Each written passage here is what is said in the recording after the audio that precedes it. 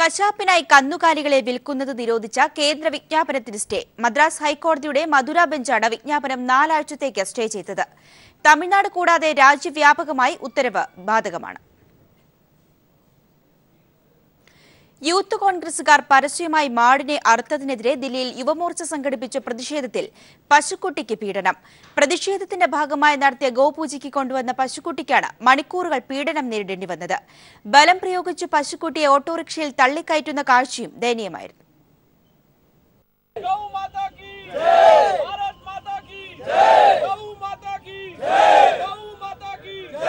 കണ്ണൂരിൽ യൂത്ത് കോൺഗ്രസുകാർ പരസ്യമായി മാടിനെ അറുത്തതിനെതിരെയായിരുന്നു ദില്ലിയിൽ AICC ആസ്ഥാനത്തിന് സമീപം BJPയുടെ യുവജന സംഘടനയായ യുവമോർച്ചയുടെ പ്രതിഷേധം.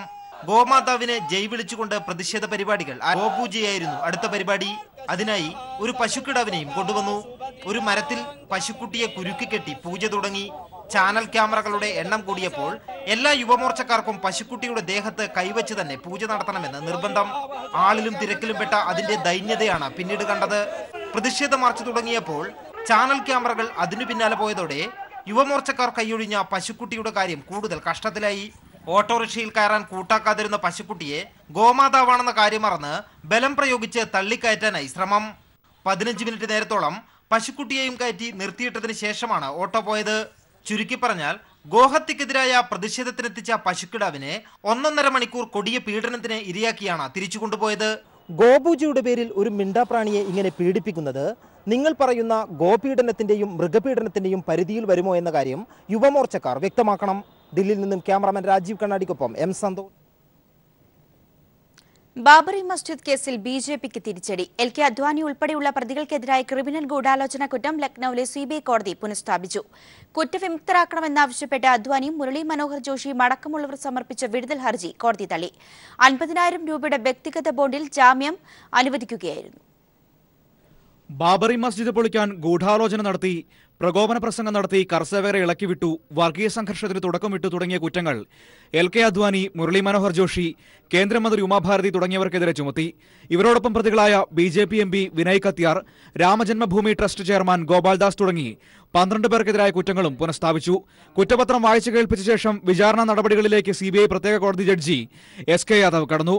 പ്രതികളുടെ ജാമ്യ ഹർജി പരിഗണിച്ച കോടതി 50,000 രൂപയുടെ വ്യക്തിഗത ബോണ്ടിൽ എല്ലാവർക്കും ജാമ്യം അനുവദിച്ചു. കുറ്റങ്ങൾ തള്ളണമെന്നാവശ്യപ്പെട്ടുള്ള ഹർജി വിചാരണ കോടതിയിൽ അദ്വാനി ഫയൽ ചെയ്തു. 2 വർഷത്തിനുള്ളിൽ വിചാരണ നടപടികൾ പൂർത്തിയാക്കാനാണ് സുപ്രീം കോടതി വിചാരണ കോടതിക്ക് നിർദ്ദേശം നൽകിയിരിക്കുന്നത്. അടിയന്തര സാഹചര്യത്തിൽ മാത്രമേ അവധി നൽകാവൂ, ജഡ്ജിയെ മാറ്റരുത് തുടങ്ങിയ കർശന നിർദ്ദേശങ്ങളും ബാബറി മസ്ജിദ് കേസ് വിചാരണയ്ക്കായി സുപ്രീം കോടതി നൽകിയിട്ടുണ്ട്. LK അദ്വാനി, മുരളി മനോഹർ ജോഷി, ഉമാഭാരതി തുടങ്ങിയവർക്കെതിരായ കുറ്റങ്ങൾ 2010 അലഹബാദ് ഹൈക്കോടതി റദ്ദാക്കിയിരുന്നു. അതിനുശേഷം 1 മാസം മുമ്പ് സുപ്രീം കോടതി കുറ്റങ്ങൾ പുനഃസ്ഥാപിച്ചതാണ് അദ്വാനിയെ വിചാരണ കോടതിക്ക് മുന്നിലെത്തിച്ചത്. കോടതിയിൽ ഹാജരാകാൻ ലക്നൌവിലെത്തിയ അദ്വാനിയെ UP മുഖ്യമന്ത്രി യോഗി ആദിത്യനാഥ് സന്ദർശിച്ചു. News bureau, Delhi. EP ജയരാജനെതിരായ ബന്ധു നിയമന കേസ് അവസാനിപ്പിക്കുന്നതായി വിജിലൻസ് ഹൈക്കോടതി അറിയിച്ചു. കേസിൽ കഴമ്പില്ലെന്നും കേസെടുത്തതിൽ വിജിലൻസിന് തെറ്റുപറ്റിയെന്നും വിജിലൻസ് ഹൈക്കോടതിയിൽ വ്യക്തമാക്കി. ആർക്കുവേണ്ടിയാണ് കേസെടുത്തതെന്ന് ചോദിച്ച കോടതി മാധ്യമങ്ങൾക്കും രാഷ്ട്രീയക്കാർക്കും വേണ്ടി കേസ് എടുക്കരുതെന്നും വിജിലൻസിനെ ഓർമ്മിപ്പിച്ചു. EP ജയരാജനെതിരെ കേസെടുത്തതിൽ തെറ്റ് ബോധ്യപ്പെട്ടെന്ന് വിജിലൻസ് ഹൈക്കോടതി അറിയിച്ചു. കേസ് നിലനിൽക്കില്ലെന്നും കേസിൽ കഴമ്പില്ലെന്നും ഇന്നലെ ഹൈക്കോടതിയിൽ സമർപ്പിച്ച സത്യവാങ്മൂലത്തിൽ വിജിലൻസ് വ്യക്തമാക്കിയിരുന്നു. ഇതിനെ തുടർന്ന് ഇന്ന് കേസ് പരിഗണിച്ചപ്പോഴാണ് കേസ് അവസാനിപ്പിക്കുന്നതായി വിജിലൻസ് ഹൈക്കോടതി അറിയിച്ചത്. ആർക്കുവേണ്ടിയാണ് കേസെടുത്തതെന്ന് കോടതി വിജിലൻസ് അഭിഭാഷകനോട് ചോദിച്ചു. രാഷ്ട്രീയക്കാർക്കും മാധ്യമങ്ങൾക്കും വേണ്ടി കേസെടുക്കരുത്, ജനവികാരത്തിനനുസരിച്ചും കേസെടുക്കരുത്, വിജിലൻസിന് നിയമവും നടപടിക്രമങ്ങളുമുണ്ട്, അത് പാലിക്കണമെന്നും കോടതി ഓർമ്മിപ്പിച്ചു. കേരളത്തിൽ പരാതി മാഫിയ കാരണം നോക്കി നടക്കുകയാണ്. പരാതികൾ പരിശോധിച്ച് നിയമത്തിന്റെ പരിധിയിൽ നിന്ന് വേണം കേസെടുക്കാനെന്നും കോടതി വിജിലൻസിനെ ഓർമ്മിപ്പിച്ചു. ജയരാജനെതിരെ കേസെടുത്ത വിജിലൻസ് നടപടി മന്ത്രിസഭയുടെ അധികാരത്തിലുള്ള കടന്നുകയറ്റമാണെന്നും കോടതി നിരീക്ഷിച്ചു. തനിക്കെതിരെ രജിസ്റ്റർ ചെയ്ത FIR റദ്ദാക്കണമെന്നാവശ്യപ്പെട്ട് EP ജയരാജൻ സമർപ്പിച്ച ഹർജി പരിഗണിക്കുകയായിരുന്നു കോടതി. കേസ് വിധി പറയാൻ അടുത്ത മാസം 6ലേക്ക് മാറ്റി. News bureau, Kochi. സംസ്ഥാന സർക്കാരിന്റെ മദ്യനയം ജൂൺ 30-നകം പ്രഖ്യാപിക്കുമെന്ന് എക്സൈസ് മന്ത്രി TP രാമകൃഷ്ണൻ. മദ്യവർജനത്തിലും ലഹരി വിമുക്തിയിലും ഊന്നിയാകും പുതിയ നയം. ടൂറിസം മേഖലയെ UDF സർക്കാരിന്റെ മദ്യനയം സാരമായി ബാധിച്ചിട്ടുണ്ട്. ഇതുകൂടി പരിഗണിച്ചായിരിക്കും പുതിയ മദ്യനയം പ്രഖ്യാപിക്കുകയെന്നും മന്ത്രി തിരുവനന്തപുരത്ത് വ്യക്തമാക്കി. ഏതാനും ദിവസങ്ങൾ കഴിഞ്ഞാൽ ഗവൺമെന്റ് തീരുമാനപ്രകാരമുള്ള നയം ഞങ്ങൾ പരസ്യമായി പ്രഖ്യാപിക്കും. ഇപ്പം ജൂൺ 30-ാം തീയതി വരെ നിലവിൽ ഷാപ്പുകൾ നടത്തിക്കൊണ്ടിരിക്കുന്നവർക്ക് എക്സ്റ്റൻഷൻ ഗവൺമെൻറ് തീരുമാനിച്ചിട്ടുണ്ട്. അതിന് ജൂൺ 30-നുള്ളിൽ കാലാവധി കഴിയും. അപ്പോൾ അതിനു മുമ്പ് തന്നെ നയത്തിൽ വ്യക്തത വരുത്തും. അതിനുശേഷം എങ്ങനെ ജൂൺ 30-ന് ശേഷം കേരളത്തിൽ എങ്ങനെ എല്ലാ ഷാപ്പുകൾ നടത്തണം എന്നുള്ളതിനെപ്പറ്റി ഈ നിലപാടെങ്ങനെ സ്വീകരിച്ച് മുമ്പോട്ട് പോകണം എന്നുള്ളതിനെപ്പറ്റി ഗവൺമെൻറ് തീരുമാനിക്കും. ആ തീരുമാനം ഞങ്ങൾ പരസ്യമായിട്ട് ജനങ്ങളുമായിട്ട് അവരുടെ അഭിപ്രായത്തിന് കൂടി പങ്കുവെക്കും. ടൂറിസം മേഖലയിൽ മദ്യത്തിൻ്റെ നിയന്ത്രണം ടൂറിസം മേഖലയെ ബാധിച്ചിട്ടുണ്ട് എന്നുള്ളത് വസ്തുതകൾ നിരത്തി ടൂറിസം ഡിപ്പാർട്ട്മെൻറ്റ് തന്നെ ഞങ്ങൾ മുമ്പിൽ പറഞ്ഞു, തൊഴിൽ വകുപ്പിന് മുമ്പിൽ പറഞ്ഞു, അല്ലെങ്കിൽ ഗവൺമെൻറ് മുമ്പിൽ പറഞ്ഞിട്ടുണ്ട്. അതുകൂടി പരിഗണിച്ചുകൊണ്ടുള്ള ഒരു നിലപാടാണ് ഞങ്ങൾ ഈ കാര്യത്തിൽ സ്വീകരിക്കുന്നത്. കേരളത്തിൽ കാലവർഷം എത്തിയതായി കാലാവസ്ഥാ നിരീക്ഷണ കേന്ദ്രം. തെക്കൻ കേരളത്തിലാണ് മഴ ശക്തിപ്പെട്ടിട്ടുള്ളത്. 24 മണിക്കൂറിനുള്ളിൽ വടക്കൻ കേരളത്തിൽ മഴ ശക്തിപ്പെടുത്തുമെന്ന് കാലാവസ്ഥാ നിരീക്ഷണ കേന്ദ്രം അറിയിച്ചു. ശക്തമായി കാറ്റ് വീശുന്നതിനാൽ മത്സ്യത്തൊഴിലാളികൾ ഉൾപ്പെടെയുള്ളവർ ജാഗ്രത പാലിക്കണമെന്നും മുന്നറിയിപ്പ് നൽകിയിട്ടുണ്ട്. കാലവർഷത്തിന്റെ വരവറിയിച്ച് കഴിഞ്ഞ 2 ദിവസമായി സംസ്ഥാനത്ത് ശക്തമായ മഴ തുടർന്നുവന്ന സാഹചര്യത്തിലാണ് തെക്ക് പടിഞ്ഞാറൻ കാലവർഷം കാലാവസ്ഥാ നിരീക്ഷണ കേന്ദ്രം സ്ഥിരീകരിച്ചത്. തെക്കൻ കേരളത്തിൽ ശക്തമായ മഴയാണ് തുടരുന്നത്. മധ്യ കേരളത്തിലും തെക്കൻ ജില്ലകളിലും കനത്ത മഴ രേഖപ്പെടുത്തുമ്പോൾ വടക്കൻ ജില്ലകളിൽ മഴ ശക്തിപ്പെട്ടു വരുന്നതേയുള്ളൂ. അടുത്ത 24 മണിക്കൂറിനുള്ളിൽ വടക്കൻ കേരളത്തിലും കാലവർഷം ശക്തിപ്പെടും. ജൂൺ 2 വരെ ശക്തമായ മഴ തുടരുമെന്നും കാലാവസ്ഥാ നിരീക്ഷണ കേന്ദ്രം ഡയറക്ടർ സുദേവൻ പറഞ്ഞു. ഈ വർഷത്തെ ഒരു വരൾച്ചയുടെ പിടിയിലായിരുന്ന കേരളത്തിന് വളരെ ആശ്വാസം നൽകുന്ന ഒരു തുടക്കം തന്നെയാണിത്. വരും ദിവസങ്ങളിലും കാലവർഷം ശക്തമായി തുടരും. 2-ാം തീയതി രാവിലെ വരെ കേരളത്തിൽ ശക്തമായ മഴയ്ക്കുള്ള സാധ്യതയുണ്ട്. അതിനുള്ള മുന്നറിയിപ്പ് കൊടുത്തിട്ടുണ്ട്. 7 മുതൽ 11 സെന്റിമീറ്റർ വരെ മഴയാകും ലഭിക്കുക. കാലവർഷത്തിന്റെ വരവ് ശക്തമായതിനെ തുടർന്ന് കനത്ത നാശനഷ്ടങ്ങൾ ഉണ്ടാകാൻ സാധ്യതയുണ്ടെന്നും കാലാവസ്ഥാ നിരീക്ഷണ കേന്ദ്രം അറിയിച്ചു. കാറ്റിന്റെ വേഗത കൂടിയതിനാൽ മത്സ്യത്തൊഴിലാളികൾ ഉൾപ്പെടെയുള്ളവർ ജാഗ്രത പാലിക്കണമെന്ന മുന്നറിയിപ്പും നൽകിയിട്ടുണ്ട്. മണിക്കൂറിൽ 44 മുതൽ 54 കിലോമീറ്റർ വരെ വേഗതയിലാണ് കാറ്റ് വീശുന്നത്. സംസ്ഥാനത്ത് കാലവർഷം ശക്തിപ്പെട്ടതോടെ വരൾച്ചയിൽ ബുദ്ധിമുട്ടിയിരുന്ന ജനങ്ങൾക്ക് ആശ്വാസമായി. മലയോര മേഖലയിൽ മഴ കനത്തതോടെ ജലസംഭരണികളിലേക്കുള്ള നീരൊഴുക്കും വർദ്ധിച്ചിട്ടുണ്ട്. News bureau, Thiruvananthapuram. മതിയായ രേഖകളില്ലാത്ത സെൻകുമാറിനോടൊപ്പം 15 വർഷമായി തുടർന്നു വന്ന ഗ്രേഡ് എസ്ഐ അനിലിനെ സർക്കാർ സ്ഥലം മാറ്റി. ഡിജിപി ഓഫീസിൽ നിന്നും തിരുവനന്തപുരം സിറ്റിയിലേക്കാണ് സ്ഥലം മാറ്റിയത്. ഡിജിപി സെൻകുമാറിനുള്ള 4 ഗൺമാരുടെ സുരക്ഷ തുടരും. കഴിഞ്ഞ 15 വർഷത്തിലേറെയായി സെൻകുമാറിനൊപ്പം ജോലി ചെയ്തിരുന്ന ഉദ്യോഗസ്ഥനാണ് അനിൽ. എന്നാൽ സെൻകുമാറിനൊപ്പം തുടരുന്നതിനുള്ള ഔദ്യോഗികമായ ഒരു രേഖയും അനിലിന്റെ കയ്യിലില്ല. സെൻകുമാർ തന്റെ പ്രത്യേക അധികാരം ഉപയോഗിച്ച് കഴിഞ്ഞ കുറേ വർഷങ്ങളായി അനിലിനെ കൂടെ തുടരാൻ അനുവദിക്കുകയായിരുന്നു. സെൻകുമാറിന്റെ സുരക്ഷാ വിഭാഗത്തിൽ ഒരു കുറവും സംസ്ഥാന സർക്കാർ വരുത്തിയിട്ടില്ല. ഡിജിപി എന്ന നിലയിൽ 4 പോലീസ് ഉദ്യോഗസ്ഥരും സുരക്ഷയുമാണ് നിലവിൽ സെൻകുമാറിനുള്ളത്. ആ 4 പേരും സെൻകുമാറിനോടൊപ്പം തന്നെ തുടരുകയും ചെയ്യും. സർക്കാർ ഇക്കാര്യത്തിൽ ഒരു പ്രതികാര നടപടിയും കൈക്കൊണ്ടിട്ടില്ല എന്നതാണ് ഇത് തെളിയിക്കുന്നത്. News bureau, Thiruvananthapuram. തിരുവനന്തപുരം മേഖലയിലെ ഡേ കെയറുകളിൽ CCTV നിർബന്ധമാക്കണമെന്ന് റേഞ്ച് ഐജി മനോജ് എബ്രാഹിമിന്റെ ഉത്തരവ്. രക്ഷിതാക്കൾക്ക് CCTV ദൃശ്യങ്ങൾ തത്സമയം ലഭ്യമാക്കണമെന്നും ഉത്തരവിൽ പറയുന്നു. കൊച്ചിയിലെ ഡേ കെയറിൽ കുഞ്ഞിന് നേരെയുണ്ടായ പീഡനത്തിന്റെ പശ്ചാത്തലത്തിലാണ് നടപടി.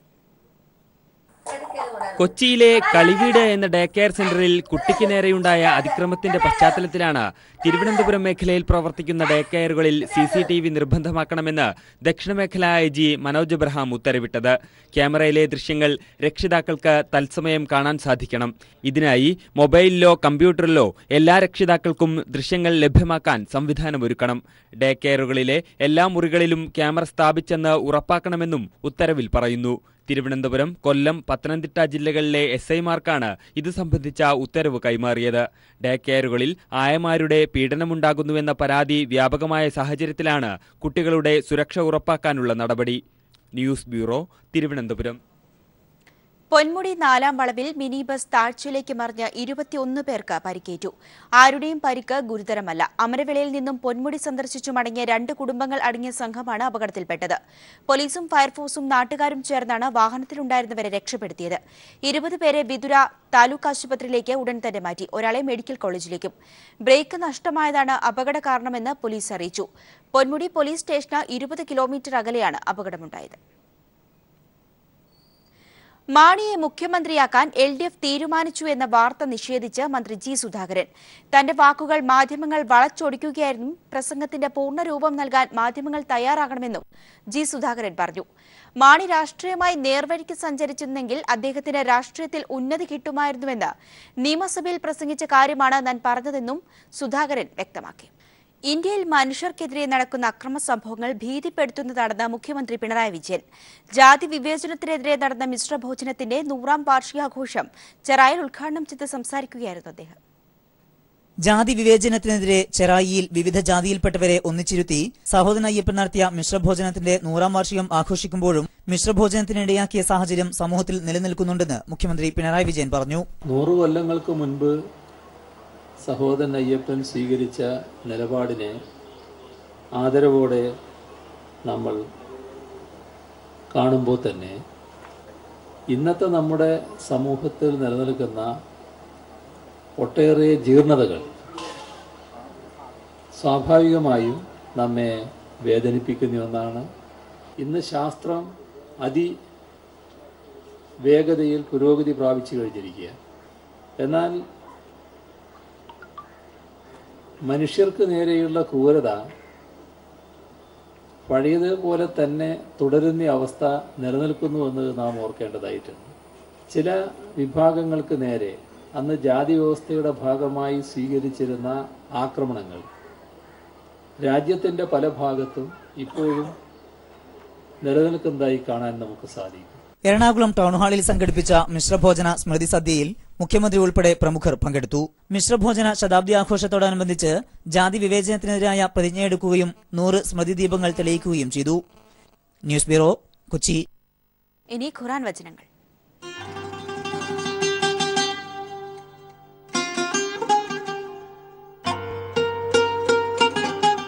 അസ്സലാമു അലൈക്കും വറഹ്മത്തുള്ളാഹി വബറകാതുഹു.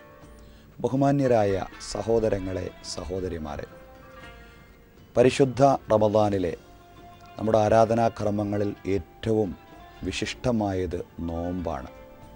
നോമ്പിനെ സംബന്ധിച്ച് അല്ലാഹു തആല വിശുദ്ധ ഖുർആനിൽ 2-ാം അധ്യായത്തിൽ പറയുന്നത് ഇപ്രകാരമാണ്: യാ അയ്യുഹല്ലദീന ആമനൂ കുതിബ അലൈക്കുമുസ്സിയാമു കമാ കുതിബ അലല്ലദീന മിൻ ഖബ്ലിക്കും ലഅല്ലക്കും തത്തഖൂൻ.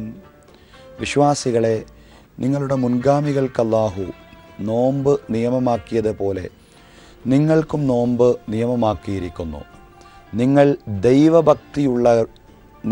ദൈവഭക്തിയുള്ളവരാകുന്നതിന് വേണ്ടി. അപ്പം നോമ്പിൻ്റെ യഥാർത്ഥ ലക്ഷ്യം ദൈവഭക്തിയാണ്. ദൈവഭക്തി നേടിയെടുക്കലാണ് നോമ്പിൻ്റെ യഥാർത്ഥ ലക്ഷ്യം എന്ന് പറയുന്നത്.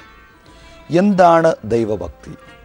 എന്താണ് നോമ്പിലൂടെ ആർജിക്കുന്ന ദൈവഭക്തി?